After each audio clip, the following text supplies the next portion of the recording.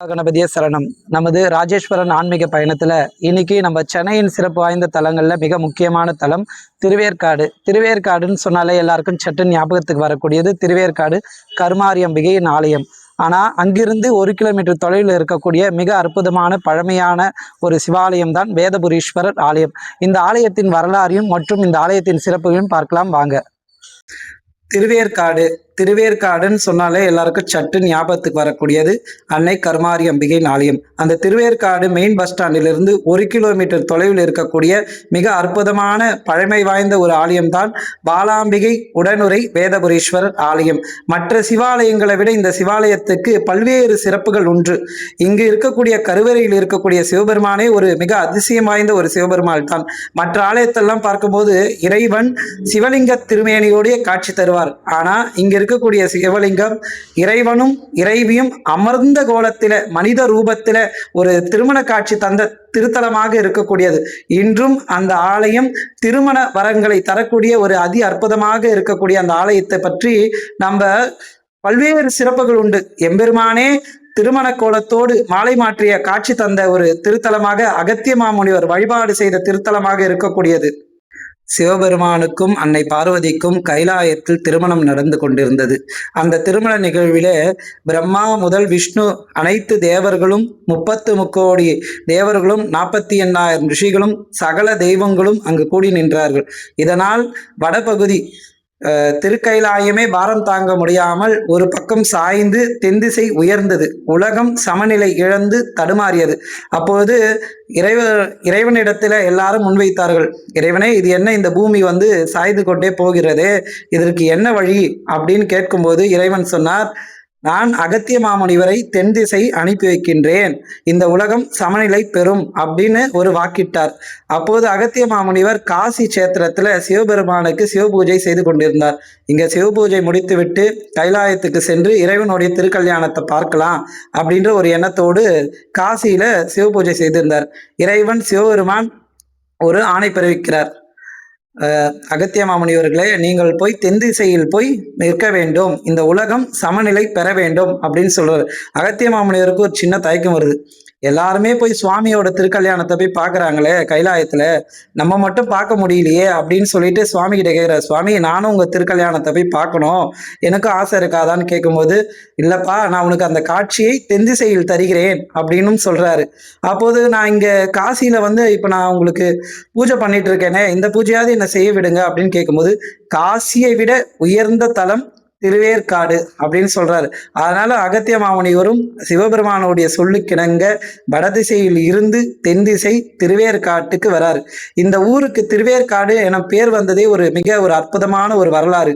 வேலமரம் நிறைந்த காடுகள் அப்படின்றதுனால வேற்காடுன்னு இருந்தது. காலப்போக்கில் திருவேற்காடு என பேர் மாறியது. இன்னைக்கு இந்த திருவேற்காடு அற்புதமாய்ந்த இந்த ஆலயத்துல குடிகொண்டு இருக்கக்கூடிய வேதபுரீஸ்வரர் அன்னை பாலாம்பிகையினுடைய அற்புதங்கள் ஒன்றல்ல இரண்டல்ல பல்வேறு நிகழ்வுகள், அதுல ஒன்னொன்னா நம்ம பார்க்க போறோம். அகத்திய மாமுனிவரும் தென் திசை இந்த வேதபுரீஸ்வரர் ஆலயத்துக்கு நின்றுட்டாரு. ஆனா ஒரு மனசுல ஒரு சின்ன தயக்கமும் இருக்கு, ஒரு குழப்பமும் இருக்கு. எல்லாரும் போய் சுவாமியோட திருக்கல்யாணத்தை நேர்ல போய் பாக்குறாங்களே, நம்ம மட்டும் பார்க்க முடியலையே அப்படின்னு அவர் நினைக்கின்ற அந்த தருணத்திலேயே சிவபெருமான் உணர்ந்து, எப்படி திருக்கைலாயத்துல திருமணம் நடந்து கொண்டிருக்கிறதோ அங்க மாலை மாற்றி கொண்டிருக்கிறார். பார்வதியும் பரமேஸ்வரன் மாலை மாற்றி கொண்டிருக்கிறார்கள். அதே காட்சியை இங்கு அகத்திய மாமுனிவருக்கு ஆகாய மார்க்கமாக, அங்கு கையிலே நடக்கின்ற திருக்கல்யாண காட்சி ஆகாய மார்க்கமாக மாலை மாற்றிக் கொள்கின்ற அந்த காட்சியை அகத்திய மாமுனிவர் இந்த கண்ட தலமாக இருக்கின்றது. அகத்திய மாமுனிவர் மன நிறைவு பெறுகின்றார். இதுக்கு அடுத்த தலமாகத்தான் திருமெச்சியூர் எனும் ஊர்ல அடுத்த திருமண காட்சியை தருகிறார். அதுக்கப்புறம் வேதாரண்யத்துல தருகிறார். ஆனா எல்லாத்துக்கும் முந்தைய ஸ்தலமாக இருக்கக்கூடியது இந்த திருவேற்காடு வேதபுரீஸ்வரர் ஆலயம். அது மட்டும் இங்க சிறப்பில்லை. அகத்திய மாமுனிவர் என்னைக்கு அந்த திருமண காட்சியை கண்டாரோ அதே போல் இந்த ஆலயத்துல இன்னைக்கு இந்த கலியுகத்திலும் ஒரு அற்புதமான ஒரு நிகழ்வு அப்படின்னு பார்த்தோம்னா, உலகத்திலேயே ஒரு சில ஆலயங்கள்ல மட்டும்தான் சிவன் பார்வதி மனித ரூபத்துல கருவறையில இருப்பாங்க. அதுபோல் இந்த இடத்துல சிவனும் பார்வதியும் திருமண கோலத்தோடு அமர்ந்த நிலையில முன்புறத்துல ஒரு சிவலிங்கம் இருக்கும், பின்புறத்துல சிவபெருமாள் பார்வதி நம்மளை ஆசீர்வதிப்பது போலவே அமர்ந்திருப்பாங்க. இங்க திருமண பரிகார ஸ்தலமாகவும் இருக்குது. ஒரு வாழ்க்கையில நல்ல துணைவி வேண்டும், துணைவன் வேண்டும் அப்படின்னு நினைக்கக்கூடியவர்கள் மணமக்கள் இந்த ஆலயத்துக்கு வந்து ஈசனை வழிபாடு செய்தால் நிச்சயம் திருமண வரத்தை தரக்கூடியவர். இந்த ஆலயத்துடைய திருமண சிறப்புகள் அப்படின்னு பார்த்தோம்னா, முதல்ல இந்த ஆலயத்துக்கு வரோம் அப்படின்னா ஒரு 5 விளக்குகள் வாங்கி கொள்ளணும் தீபம் ஏற்றதுக்கு. இரண்டாவது ஒரு அர்ச்சனை, 2 மாலை. இதை வாங்கிட்டு நம்ம 5 தீபத்தை சிவபெருமான் முன்னாடி ஏற்றிட்டு நம்ம கருவறைக்குள்ள போய் நம்மளோட பேர்களை சொல்லி அர்ச்சனை செய்துவிட்டு அந்த மாலையை சுவாமிக்கு அணிவித்துருவாங்க. இப்போ ஒரு பையனுக்கு நல்ல பொண்ணு வேணும் அப்படின்னா அம்பாள் கழுத்தில் இருக்கக்கூடிய மாலை எடுத்து அந்த பையனுக்கு கழுத்துல சாத்துவாங்க. அப்படியே 5 முறை அந்த ஆலயத்தை சுற்றி வந்து திரும்பிடணும். அடுத்த வாரம் மறுபடியும் அது போல வரும். அது போல 5 வாரம் தொடர்ந்து இந்த பரிகாரத்தை செய்யணும். அடுத்த முறை வரும்பொழுது அந்த மாலையை கொண்டு வந்து இந்த ஆலயத்தில் தலைவருஷமாக இருக்கக்கூடிய வில்வேல மரத்துல போட்டுடணும். இது போல 5 வாரம் செய்து வரக்கூடிய நேரத்துல நல்ல வாழ்க்கை துணை அமைது. இங்க இன்னைக்கும் யார் யாருக்கு மாப்பிள்ளை கிடைக்கிறாங்களோ, பொண்ணு கிடைக்குதோ, அவங்க எல்லாருமே இதே ஆலயத்துல திருமணம் செய்து கொள்கிறார்கள். அது மட்டும் இல்லாம 60ஆம் கல்யாணம் நடக்குது. இது போல இந்த அற்புதமான நிகழ்வுகள் இந்த ஆலயத்துல இன்னைக்கும் ஒரு அதிசயமா நடந்து கொண்டுதான் இருக்கு. பல்வேறு திருமணங்கள் நடந்து கொண்டு இருக்கிறது. தொண்டை நாட்டு சிறப்பு வாய்ந்த தலங்கள்ல மிக அற்புதமான சிவத்தலம் இந்த வேதபுரீஸ்வரர் ஆலயம். இங்கு 4 சொல்லக்கூடிய திருஞான சம்பந்தர், திருநாவுக்கரசர், சுந்தரர், மாணிக்கவாசர் இவர்கள்ல திருஞான சம்பந்தர் மிக அற்புதமான வரிகள்ல இந்த எம்பெருமானை பத்தி ரொம்ப ஒரு அழகான பாடல்கள் பாடியிருக்காரு. அது மட்டும் இல்லை, 63 நாயன்மார்ல மூர்க்க நாயன்மார் அப்படின்னு சொல்லக்கூடியவர் பிறந்த ஊர். இந்த மூர்க்க நாயனாருடைய வரலாறு அப்படின்னு பார்த்தோன்னா, பிறப்பிலேயே பெரிய கோடீஸ்வரனாக பிறந்து சிவன் மீது பக்தி கொண்டு சிவனடியார்களுக்கு அன்னம் அளித்தார்.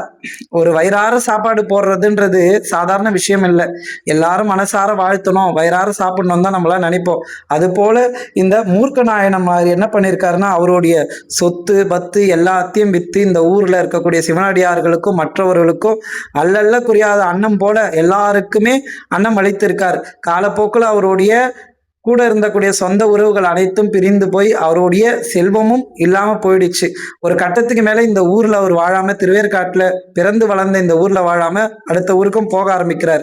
இவரு கையில வருமானம் இல்லை, கையில ஒரு பணம் இல்லை. ஆனா ஒவ்வொரு மனிதனுக்கும் ஒரு திறமை இருக்கும். அது போல இந்த மூர்க்க நாயன்மாருக்கு என்ன ஒரு திறமைனா, விளையாட்டுல வித்த கண்டவர்னு சொல்லலாம். இந்த சூதாட்டம் ஆடக்கூடிய அந்த ஆடுறங்கள்ல ரொம்ப ஒரு வித்தகனாக நல்லா ஜெயிக்கக்கூடிய ஒரு சாமர்த்தியம் கொண்டவர். அது போல பக்கத்துல இருக்கக்கூடிய கிராமத்திலாம் போயிட்டு இவர் முதல்ல 2 ஆட்டம் தோத்துருவாரு. அப்பதான் எல்லாரும் இவர் தோத்துட்டே வராரு அப்படின்னு சொல்லிட்டு நிறைய காசு வச்சு ஜெயிக்கலான்னு சொல்ற ஒரு ஆர்வத்தோட காசு கட்டுவாங்க. இவர் என்ன பண்ணுவாருன்னா அப்ப ஜெயிச்சுவாரு. ஜெயிச்சுட்டு உடனே என்ன பண்ணுவாங்க, அந்த ஊருக்கு ஆளு இந்த காசெல்லாம் நீ எப்படி எடுத்துக்கலாம் அப்படின்னு சண்டைக்கு வரும்போது இவர் வந்து கையில கத்தி மற்ற ஆயுதங்களை வச்சு சண்டைக்கு நிற்பாரு. அது போல அந்த மூர்க்கத்தனம் அதிகம் கொண்டவர் அப்படின்றதுனால மூர்க்க நாயன்மார். அதுல இருந்து அந்த சூதாட்டத்துல ஜெயிச்ச அந்த பணத்தை வைத்து மற்றும் சிவ அடியார்களுக்கும் மற்றவர்களுக்கும் அன்னதானம் செய்வார். இவர் அந்த காசை எடுத்துக்க மாட்டார். இது போல அவருடைய திருப்பணியை தொடர்ந்து செய்து கொண்டே வந்து திருவேற்காட்டுல பிறந்து வளர்ந்து மற்ற ஊர்களுக்கெல்லாம் செய்து இறுதி காலத்துல இறைவனடி கும்பகோணத்துல போய் இறைவனுக்குள் ஐக்கியமானார். அப்பேற்பட்ட அற்புதமான மூக்கனார் பிறந்த ஒரு ஊராக இருக்கக்கூடியது இந்த திருவேற்காடு வேதபுரீஸ்வரர் ஆலயம்.